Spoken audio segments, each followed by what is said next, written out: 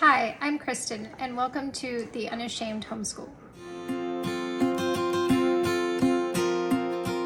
Okay, so now on to the resources. And these are resources that I have used.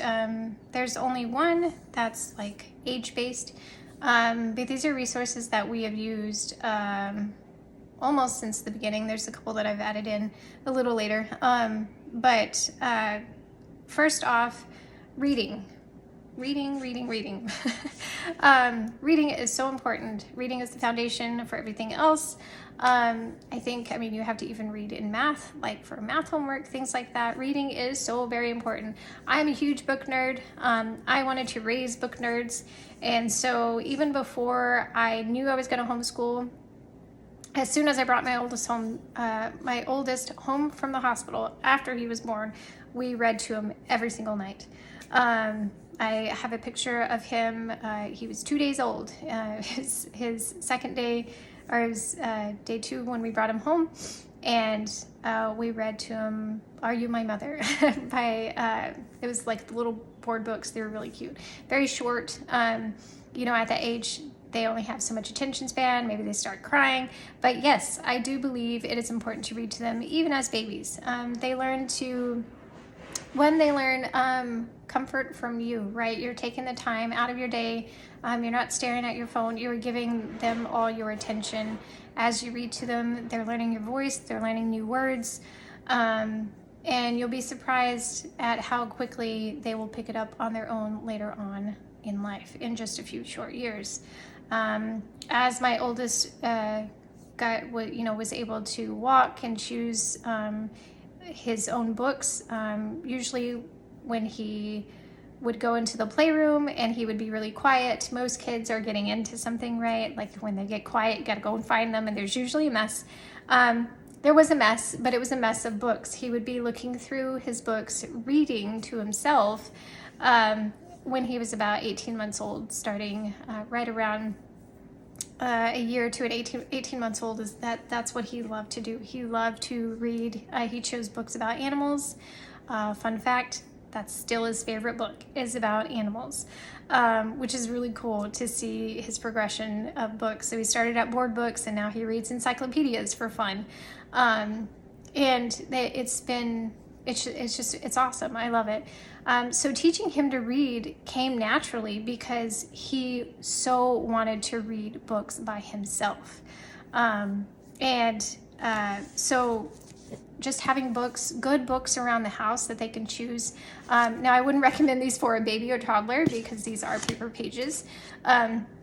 But keeping classics, especially in your house. I know some of the language is different.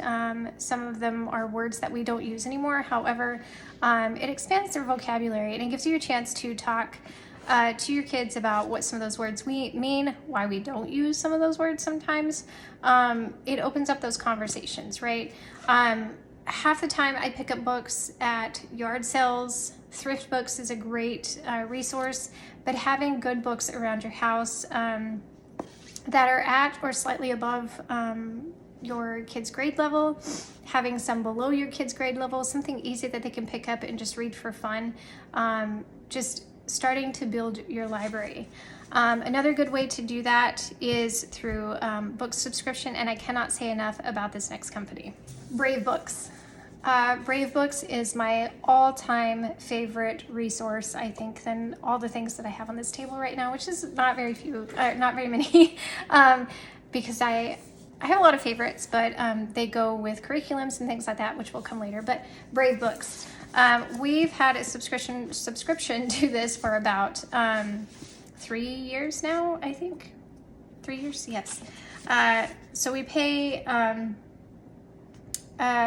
each month, and we get a new book in the mail. And so we just started Saga 4. I think they're writing Saga 6 right now, and there's about 10 books in each one, give or take. Yeah, there's 10 in this one. This is Saga 1. So the writer of this one has changed her view on things. However, Brave Books has graciously put out a letter concerning that. So if you see this and you know what's happening, This is just an example. Anyway, Brave Books teaches biblical principles as opposed to what culture teaches. And they're really cute. There's like the villain in the story is Culture the Vulture.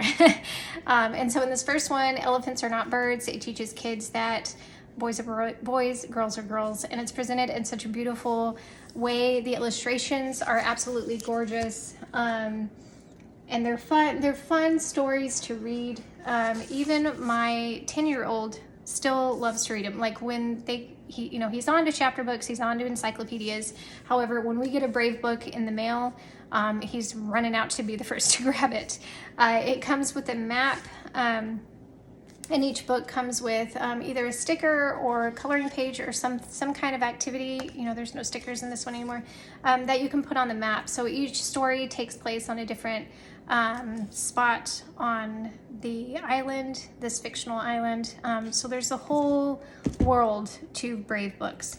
And like I said, I just can't say enough good things about these. We have learned so much. We've had really good discussions, good hard discussions about what is going on in life. Like I said, my kids started reading really early.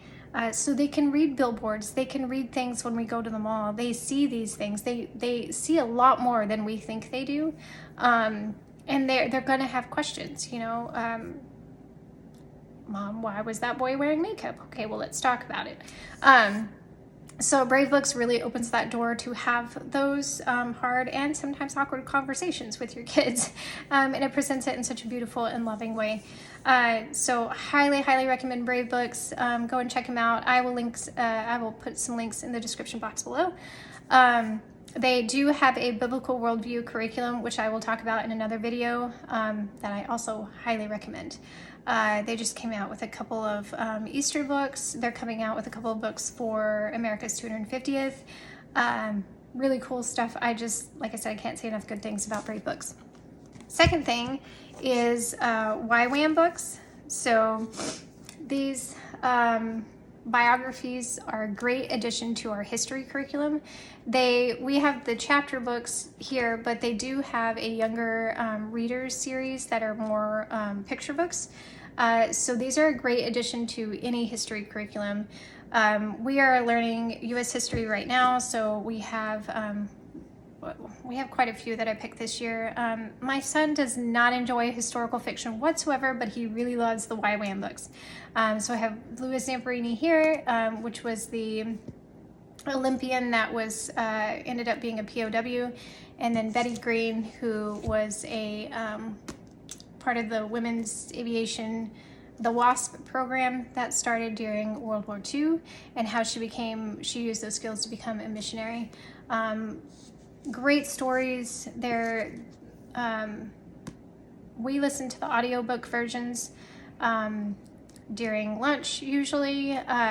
We listen to a chapter that goes along with whatever time period we're studying in history. So these were obviously during World War II. Really good books, really good. Again, I will put a link down below to YWAM. So I just wanted to add on the YWAM books. I do read a chapter ahead on these because, again, they are real biographies. They are real stories, especially with the missionary stories. Sometimes every once in a while with the heroes, depending on the kind of life they led before they came to Christ. There can be some questionable content in there. There was one we ran into last year. I believe it was last year. It was a missionary in China who witnessed a horrific event in the middle of the town. And it was rather graphic. So you want to read ahead and maybe skip over those parts depending on the age group that you're reading to, or pre-read it if you are just handing it off to your child. I would recommend reading these together though. I'm learning right along with my kids. These are great books to listen to and to read. So just be aware of that. I do try and stay a chapter ahead of my kiddos, or while we're reading the audiobooks, I will, fast forward a few seconds depending on where it is in the chapter. So just something to be aware of. They have collections that you can just buy the collection, or you can buy they have like a timeline that you can go to, which was really helpful for me when I was doing US history and trying to map out our books and things like that. Super helpful. They also have resources like quizzes, book quizzes, comprehension questions, those types of things that go along with some, if not all, of the books. We don't use those just because we just like to discuss them when we're done, or when we're done with a chapter. So that's really worked for us. My son really enjoys those. My younger son also listens to them because we usually will either listen to him at lunch or in the car or when we go for a morning walk. When I ask questions, sometimes my kindergarten won't answer those questions because brother might not have been paying attention as well. So that's really fun, just hearing them. And then anytime something comes up in history, then, as we overlap, my son will be, that was when Louis Zamperini did this, or when he was over here, or things like that. So that's really neat. So another resource that I don't have a link to per se is utilizing your library. So go and visit your local library. We love to grow our library. We love to buy used books, but I know that some people do not have the resources for that. The library is a great resource. You can add in whatever books you need during US history or world history, or if you're teaching your child how to read, they have a great selection. As always, I would recommend, flipping through it if your child is younger. Libraries do have some questionable content, even for younger kids, depending on where you live. It's come up a couple times in our local library, so just be aware of that. Another great resource to use, usually through your library. If not, you can look online at a bigger library near you. Is like, we have Hoopla. I know there's a couple other different apps that you can download that have, you can either borrow books digitally, or you can borrow audiobooks for a time. And that's actually where we listen to the audiobooks for the YWAM books, is on Hoopla is what we have. And so you get so many borrows a month. It's great. I highly recommend it. Audiobooks are great, especially for kids that can't always sit still, like if they need to be coloring or fidgeting or things like that. Audiobooks are great. And my kids will sometimes fidget while I'm working, and they listen to audiobook and they're still listening. They just need something to do with their hands. So that's another great resource. We do have a digital library card to a library, I believe it's out of Austin. So for Texas, if you are a Texas resident, you can access certain larger libraries online and get a library card through them to be able to borrow books digitally and audiobooks as well. So I will drop a link for Texas residents. I know other states may work that way. I'm just not 100% sure on how different states work. So if you're from out of Texas, sorry, look it up. I'm sure there's something great near you. But for Texas residents, I will link that down below as well. So the only really age-specific one, other than the games I'm about to talk about, is Usborne First Reading Set. I taught both my boys how to read very beginner books using the Usborne Very First Reading Set. It is now called PaperPie. Again, I'll leave a link down below to this. I ended up getting the full set. I'd hosted a party back when my son, my oldest, was 6 months old. I have had this since then, so it's a little beat up. It's been through a few moves. But these are great. I'm going to show you like the first one, but I don't know about like copyright, so I'm not going to show you the inside. But how these work is like, this is Pirate Pat. When you open up the book, it'll have a line for like, say the parent will read the left side of the page, and then the child will read the right side, which is only at the very beginning is maybe 3 words, Pat sat on hat or something, or on a hat. I can't remember exactly how the story goes. It's been a while since we've used these. But great resource, really boosts the kids' confidence as they are learning to read, as they are learning their letters and how to sound things out. Highly recommend reading set. Bob books are great too. Any of those that you can incorporate while they are learning to read does a lot for their confidence, especially for kids who are not, they don't go and pick up a book for fun. And that's okay. My youngest is just like that. He does now that he has found things that he loves to read. He loves the Snoopy comic books, and he will go and read those, and he'll actually giggle to himself, and then he has to read it to me because he found it so funny. Just finding something that your kids like later on, and whether it be graphic novels, graphic novels have words too. That is reading. If they love that, great, go with that. Until they get older and they need to read chapter books for whatever assignment you've given them. But when they are first starting out, you want to get them something that will really boost their confidence and want them to want to learn to read. And so the Bob books, first reading sets, The Good and Beautiful has some that are really good too. And I know The Good and Beautiful is a little controversial. We'll talk about that in another video.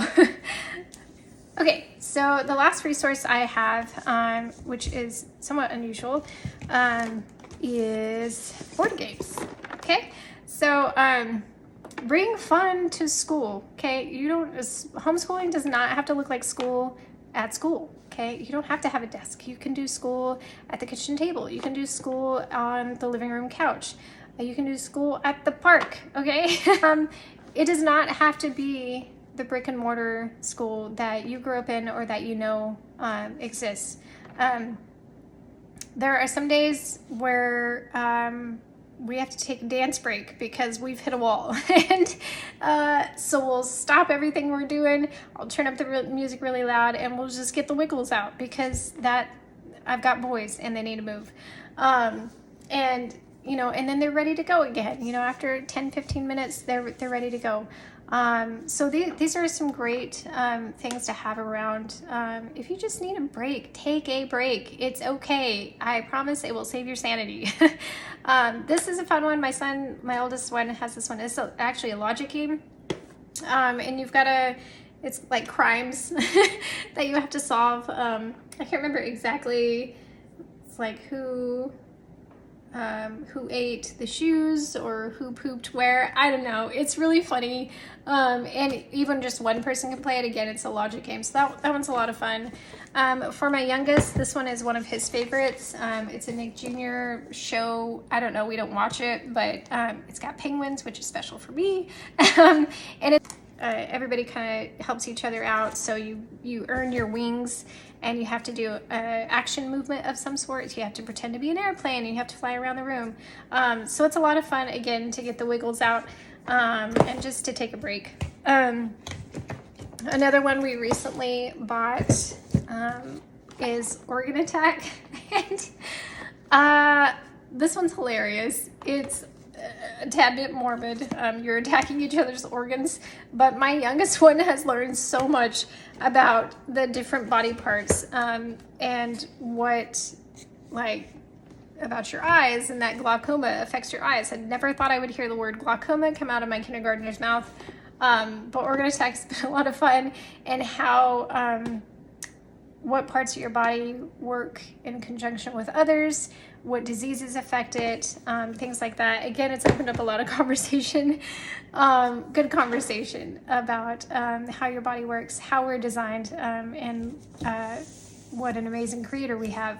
And so, again, all these things will always point back to Christ and to have those open conversations. Another game I almost forgot about. This is from the Classical Historian, and it's these card games. There's quite a few. I know he has a few more on his website. So there's U.S. presidents. I have American history and classical Greece and Rome. So these are fun Go Fish games that even my kindergarten can play.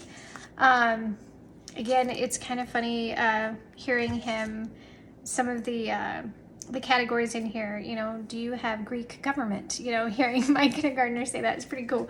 And then you can take it a step further. There's so the basic game is Go Fish, and it works just like Go Fish. You have to make groups of 4, and the person with the most groups of 4 at the end wins the game. But you can take it a step further by learning the different people and, sorry, that's a little blurry, the different people during the different time periods. So one person will read off the hint and you have to guess Leonidas. And so it's a great way to review history or to add fun to history. I know that's definitely not my son's favorite subject. He does not like history. I love history. I'm a huge history nerd. So I think these are a great way to add a little fun to history. So go and check out Classical Historian. I will drop a link down below. Those are my resources. Again, check out the links below if you're interested in any of those. Drop questions below. I will do my best to answer them. Again, I'm learning right along with you. Stay tuned for more videos. I'm going to be doing some flip throughs and sharing some of my favorite curriculum with you. Thanks for joining.